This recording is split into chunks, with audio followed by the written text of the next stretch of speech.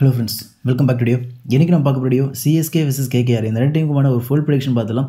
Same time நீங்கள் news எப்படி நான் மறக்காம டெலிகிராமில் ஜாயின் பண்ணிக்கோங்க. லிங்க் கீழே டிஸ்கிரிப்ஷன்லையும் அண்ட் ஃபஸ்ட் கமெண்ட்லையும் பின் பண்ணி வச்சிருக்கேன். கிளிக் பண்ணி டெலிகிராமில் ஜாயின் பண்ணிக்கோங்க. ஹெட் டு ஹெட் 28 மேட்சஸ் வந்து நடந்திருக்கு. சிஎஸ்கே 18 முறை வின் பண்ணியிருக்காங்க. கேகேஆர் 10 முறை மட்டும்தான் வின் பண்ணியிருக்காங்க.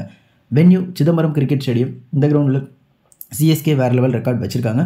கிரவுண்ட் ரெக்கார்ட் அப்படின்னு பார்த்தீங்க அப்படின்னா சிஎஸ்கே 66 மேட்சஸில் 47 முறை வின் பண்ணியிருக்காங்க. 19 முறை மட்டும் தான் லூஸ் பண்ணியிருக்காங்க. கேகேஆர் இந்த கிரவுண்டில் 13 மேட்சஸ் ப்ளே பண்ணி 4 முறை வெற்றி பெற்றிருக்காங்க, 6 முறை லூஸ் பண்ணியிருக்காங்க. இந்த கிரவுண்டில் head to head CSK vs KKR இந்த ரெண்டு டீமும் இதே கிரவுண்டில் 10 முறை வந்து ஃபேஸ் பண்ணியிருக்காங்க. அதில் 7 முறை சிஎஸ்கே வின் பண்ணியிருக்காங்க, 3 முறை மட்டும்தான் கேகேஆர் வின் பண்ணியிருக்காங்க. இதுலேயும் வந்து சிஎஸ்கே தான் கொஞ்சம் ஹெடாக இருக்காங்க. லாஸ்ட் சீசன் கேகேஆர் சிஎஸ்கேவை இதே கிரவுண்டில் பீட் பண்ணியிருப்பாங்க. ஐ திங்க் அது எல்லாருக்குமே தெரியும்னு நினைக்கிறேன். ஸோ இன்றைக்கி கொஞ்சம் ரிவெஞ்ச் எடுக்கிறதுக்கான வாய்ப்புகள் கூட இருக்குது. சிஎஸ்கே கொஞ்சம் டாமினேட்டிவாக விளையாடுறதுக்கான வாய்ப்புகள் இருக்குது. சிஎஸ்கே மோஸ்ட் ப்ராபப்ளி வின் பண்ணுறதுக்கான ஆப்ஷன்ஸ் நிறையவே இருக்குது. பேட்டிங் ஃபஸ்ட்டு பண்ணக்கூடிய டீம்ஸ் வின்னிங் இந்த கிரவுண்டில் கொஞ்சம் அதிகமாக இருக்கிற மாதிரி நான் பார்க்குறேன். பேட்டிங் ஃபஸ்ட்டு பண்ணக்கூடிய டீம்ஸ் வின் பண்ணுறதுக்கான பாசிபிலிட்டிஸ் தான் நிறையவே இருக்குது. அது ஈவன் கேகேஆராக இருந்தாலும் சரி, அது சிஎஸ்கேவாக இருந்தாலும் சரி. ரெண்டு டீமில் எது ஃபஸ்ட்டு பேட்டிங் பண்ணுதோ அந்த டீம் வின் பண்ணுறதுக்கான வாய்ப்புகள் இருக்குது. பட் டீம் வைஸ் பார்க்கும்போது சிஎஸ்கேக்கு கொஞ்சம் அட்வான்டேஜஸ் இருக்குது, அதையும் பார்த்துக்கோங்க.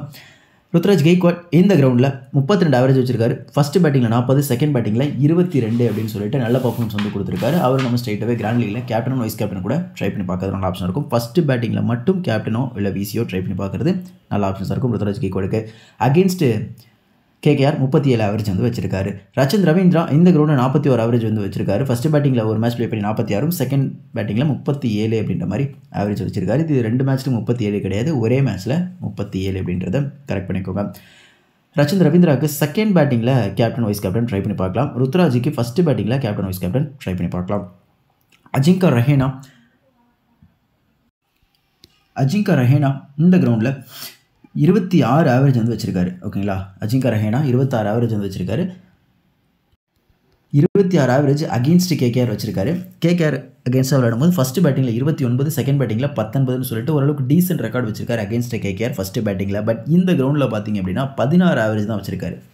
அகெயின்ஸ்ட் கேகேஆர் 26 ஆவரேஜ் வச்சிருந்தாலும் கூட இந்த கிரவுண்டில் 16 ஆவரேஜ் தான் வச்சிருக்காரு. இந்த கிரவுண்டில் அஜிங்கா ரஹேனா 33 ரன்னுக்கு மேலே அடித்ததே கிடையாது 13 மேட்சஸாகவே. But still அஜிங்கா Rahane first batting பண்ணார் அப்படின்னா கிராண்ட் லீகில் ஒரு நல்ல சாய்ஸாக இருக்கும் இவரை நீங்கள் அஸ் அ பிளேயராக பிக் பண்ணுறதுக்கு. ஏன்னா மேபி இன்றைக்கி மேட்ச்சில் நல்லா கூட விளையாடலாம் ஃபஸ்ட்டு பேட்டிங் அப்படின்ற பட்சத்தில். ஸோ ஃபஸ்ட்டு பேட்டிங் அப்படின்னா கிராண்ட் லீகில் அஜிங்கா ரஹேனாவை ட்ரை பண்ணி பாருங்கள். சிவம் துபே இந்த கிரவுண்டில் 35 ஆவரேஜ் வச்சிருக்காரு. அகேன்ஸ்ட் கேகேஆரும் 35 ஆவரேஜ் வச்சிருக்காரு. ரெண்டு இன்னிங்ஸுமே நல்லாவே ஆடி இருக்காரு. ஸோ போத் இன்னிங்ஸ்லையும் நீங்கள் இவரை பிக் பண்ணிக்கலாம். கிராண்ட் லீகில் நீங்கள் கேப்டன் வைஸ் கேப்டன் கூட இவருக்கு நீங்கள் ட்ரை பண்ணி பார்க்கலாம் போத் இன்னிங்ஸ்லையுமே. டேரல் மிச்சல் இந்த கிரவுண்டில் 46 ஆவரேஜ் வச்சிருக்காரு. ஃபஸ்ட்டு பேட்டிங்கில் ஒரே மேட்ச்சில் 46 ஆவரேஜ் வச்சிருக்காரு. செகண்ட் இன்னிங்ஸில் ஒரே மேட்ச்சில் 22 அப்படின்ற மாதிரி ஆவரேஜஸ் வந்து வச்சிருக்காரு. ஆக்சுவலி ஃபஸ்ட்டு பேட்டிங்கில் அவரோட ஆவரேஜ் வந்து 24 தான். ஓகேங்களா, பட் அந்த மேட்ச்சில் ஆவரேஜ் வந்து அவருக்கு 24 தான். பட் அந்த மேட்ச் நாட் அவுட்டில் இருந்திருப்பார். ஸோ அந்த ஒரு விஷயத்தையும் வந்து பார்த்துக்கோங்க. அதனால் வந்து ஆவரேஜஸ் நாட் அவுட்டில் இருக்கும்போது எப்பவுமே வந்து ஆவரேஜ் கொஞ்சம் இன்க்ரீஸ் ஆகும். மொயின் அலி இந்த கிரவுண்டில் 11 ஆவரேஜ் வச்சிருக்காரு. அண்ட் அகேன்ஸ்ட் கேகேஆர் 40 ஆவரேஜ் வந்து வச்சிருக்காரு. கேகேஆர் அகேன்ஸ்டாக நல்ல பர்ஃபார்மன்ஸ் வந்து கொடுத்துருக்காரு. ட்ரை பண்ணி பார்க்கலாம், நல்ல ஆப்ஷன்ஸாக இருக்கும். இவர் வந்து பேட்டிங் ஃபஸ்ட்டு பண்ணார் அப்படின்னா கண்டிப்பாக உங்கள் டீமில் கன்சிடர் பண்ணி பாருங்கள். டேரல் மிச்சல் பேட்டிங் செகண்ட் பண்ணுற மாதிரி ஆப்ஷன்ஸ் இருந்தால் அவர் நம்ம உங்கள்கிட்ட கன்சிடர் பண்ணி பார்க்கலாம். பேட்டிங் செகண்ட் அப்படின்னா டேரல் மிச்சலை கூட உங்கள் டீமில் இன்க்ளூட் பண்ணி பாருங்கள்.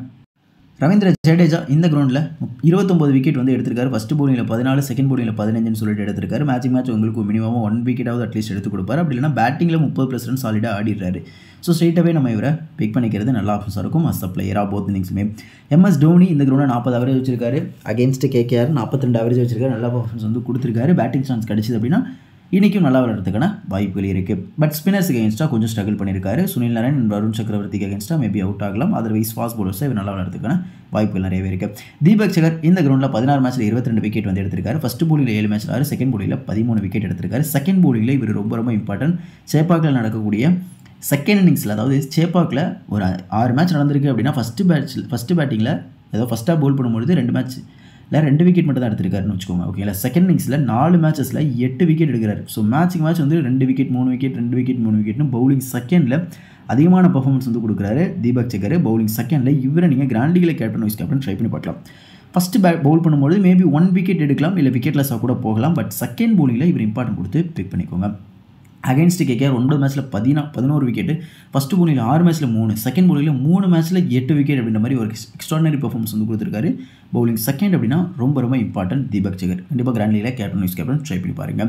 பவுலிங் செகண்டில் ஷர்துல் தாகூர் நீங்கள் மேட்ச்சில் ப்ளே பண்ணார் அப்படின்னா ஃபஸ்ட்டு பவுலிங் அப்படின்னா அவர் நீங்கள் உங்கள் டீமில் பிக் பண்ணுறதுனால ஆப்ஷன் இருக்கும். துஷார் தேஷ்பாண்டே பவுலிங் செகண்டில் கன்சிடர் பண்ணி பாருங்கள். 10 மேட்ச்சில் 12 விக்கெட் எடுத்திருக்காரு. பவுலிங் செகண்டில் மெஜாரிட்டி ஆஃப் விக்கெட்ஸ் வந்து எடுக்கிறதுக்கான வாய்ப்புகள் இருக்குது. தீக்ஷனா இந்த கிரௌண்டில் 8 மேட்ச்சில் 3 விக்கெட் மட்டும் தான் எடுத்திருக்காரு. பெருசாக ஆவரேஜஸ் எதுவும் கிடையாது. பட் ஸ்டில் இவர்கிட்ட வந்து 1 விக்கெட் மினிமமாக எதிர்பார்க்கலாம். ஸோ ட்ரை பண்ணி பாருங்கள் பவுலிங் ஃபஸ்ட் அப்படின்னா. பத்திரனா மேட்ச்சில் ப்ளே பண்ணார் அப்படின்னா போத் இன்னிங்ஸ்லையும் ரொம்ப ரொம்ப இம்பார்ட்டன்டான பிளேயர். போத் இன்னிங்ஸ்லையும் கிராண்ட் லீக்ல கேப்டன் வைஸ் கேப்டனாக ட்ரை பண்ணி பார்க்கலாம். நீங்கள் நம்ம சேனலை சப்ஸ்கிரைப் பண்ணல அப்படின்னா மறக்காம இந்த சேனலை சப்ஸ்கிரைப் பண்ணுவோம். பக்கத்தில் பெல் ஐக்கான் ப்ரெஸ் பண்ணி ஆல் அப்படின்ற ஆப்ஷன் சப்போர்ட் பண்ணிங்க அப்படின்னா நாங்கள் போடக்கூடிய வீடியோ உங்களுக்கு கூட அப்படியே வந்து சேரும். சப்ஸ்கிரைப் பண்ணிக்கோங்க. உங்கள் நண்பர்களுக்கும் வீடியோ வந்து ஷேர் பண்ணிவிடுங்க.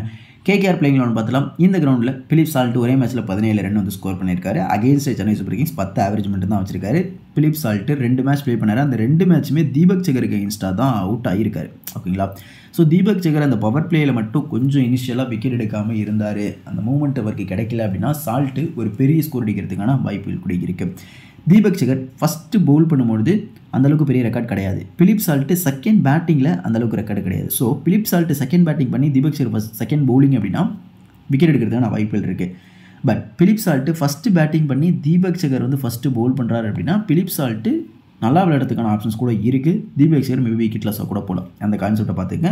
டிபெண்ட் அப்பான் பிலிப் சால்ட்டு தான். பிலிப் சால்ட்டு தீபக் சகர் ஒரு விக்கெட் விட்டுட்டார் அப்படின்னா கண்டிப்பாக தீபக் சகருக்கு 2 விக்கெட் இருக்குது. பிலிப் சால்ட் மட்டும் விக்கெட் விடாமல் ஆடிட்டார் அப்படின்னா அவர் நல்லா விளையாடுறதுக்கான வாய்ப்புகள் இருக்குது. ஸோ பிலிப் சால்ட்டை பேட்டிங் ஃபர்ஸ்ட் அப்படின்னா நீங்கள் கிராண்ட் லீக்ல கேப்டன்சி ட்ரை பண்ணி பாருங்கள். தீபக் சகரை பவுலிங் செகண்டில் ட்ரை பண்ணி பாருங்கள்.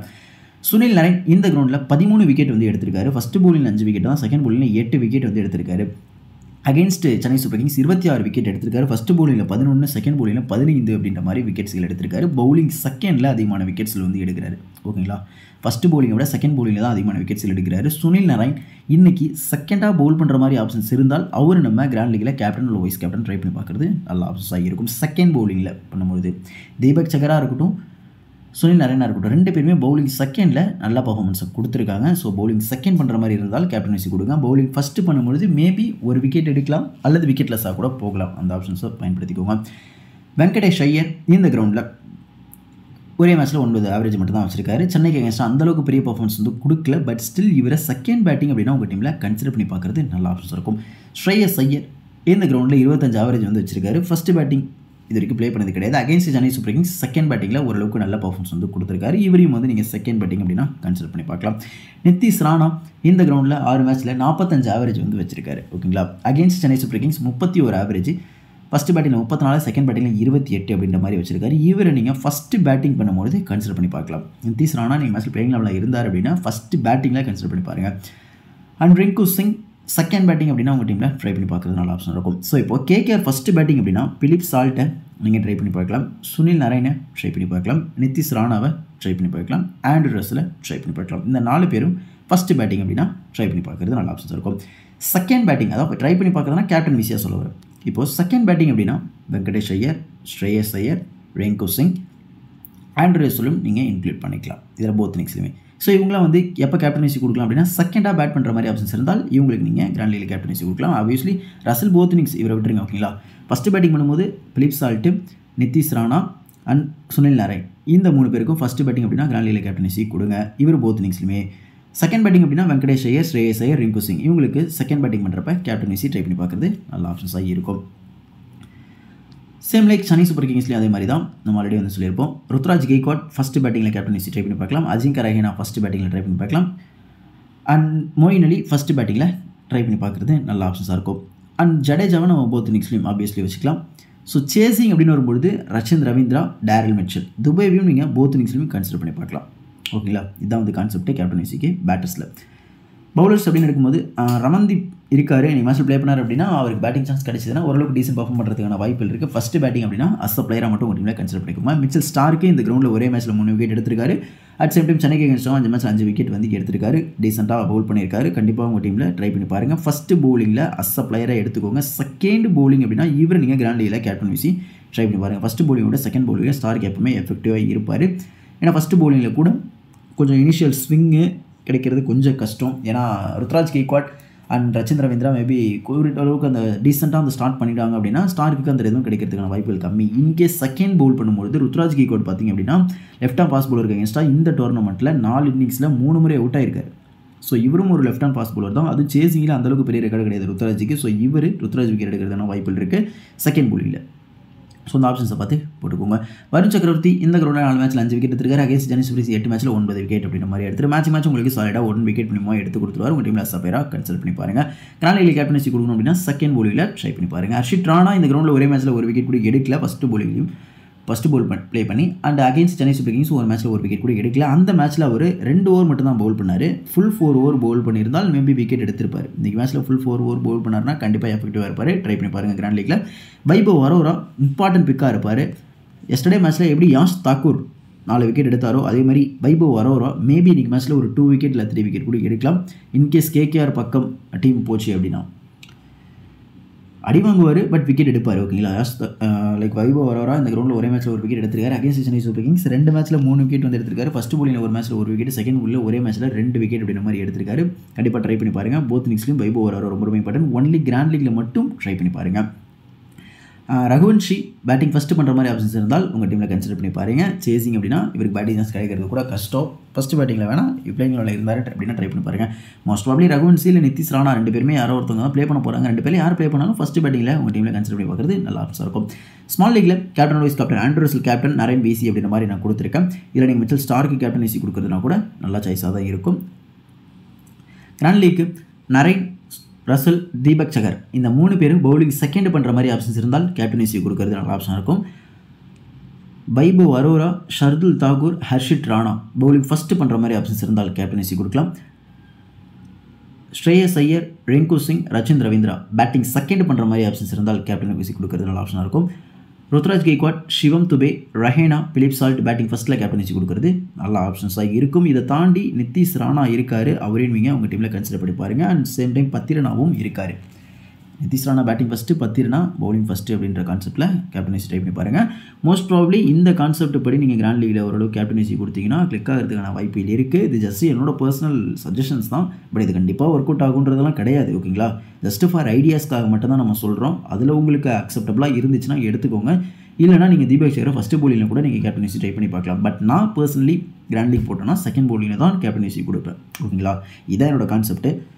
ஸோ என்னோட கான்செப்ட் உங்களுக்கு அக்செப்டபுளாக இருந்துச்சுன்னா மட்டும் எடுத்துக்கோங்க. இல்லைனா உங்களோட ஓன் மைண்ட் செட்டுக்கு டீமை போடுங்க. ஓகேங்களா. ஓகே, என்னோட டீமை இப்போ ஷோ பண்ணிடுறேன். ஓகே, விக்கெட் கீப்பரில் பிலிப் சால்ட் வந்து எடுத்திருக்கேன். பேட்டர்ஸில் சிவம் துபே, ரச்சின் ரவீந்திரா, ருத்ராஜ் கெய்க்வாட். ஆல்ரவுண்டர்ஸில் Ravindra Jadeja, Sunil Narine and Andrew Russell, Moeen Ali அப்படின்ற மாதிரி வெயிட் பண்ணியிருக்கேன். பவுலர்ஸில் மிச்சல் ஸ்டார்க்கு, தீபக் சகர் அண்ட் வருண் சக்கரவர்த்தி அப்படின்ற மாதிரி எடுத்திருக்கேன். இதில் சேஞ்சஸ் கண்டிப்பாக இருக்கும். மொயின் அலிக்கு பதிலாக நான் ஷர்துல் தாக்கூரை என்னோட டீமில் எடுக்கிறதுக்கான வாய்ப்புகள் இருக்குது. வருண் சக்கரவர்த்திக்கு பதிலாக வைபவ் அரோராவை கூட நான் கன்சிடர் பண்ணி பார்ப்பேன். கேப்டன் விசி, ஆண்ட்ரூ ரசல், சுனில் நரேன், சிவம் துபே, மிச்சல் ஸ்டார்க் இந்த 4 பேருக்கும் கிராண்ட் லீக்ல கேப்டன்சி ஸ்மால் லீக்ல கொடுக்கறது கூட நல்ல ஆப்ஷன்ஸாக இருக்கும். வீடியோ பிடிச்சிருந்தா அப்படின்னா மறக்காம லைக் பண்ணுவோம், உங்களுக்கும் ஷேர் பண்ணி விடுங்க. மறக்காமல் சேனலை வந்து சப்ஸ்கிரைப் பண்ணி பாருங்கள். பட் நிறைய பேர் வந்து பார்க்குறீங்க, சேனல் இன்னும் சப்ஸ்கிரைப் பண்ணாமலே பார்த்துட்டு இருக்கீங்க. மறக்காம வந்து சேனலை சப்ஸ்கிரைப் பண்ணிக்கோங்க. பக்கத்தில் ஒரு பெல் ஐக்கானை ப்ரெஸ் பண்ணி ஆல் அப்டேட் ஆப்ஷன் சப்போர்ட் பண்ணிங்க அப்படின்னா நாங்கள் போடக்கூடிய வீடியோ உங்களுக்கு உடனுக்குடன் வந்து சேரும். தேங்க்ஸ் ஃபார் வாட்சிங். Good luck.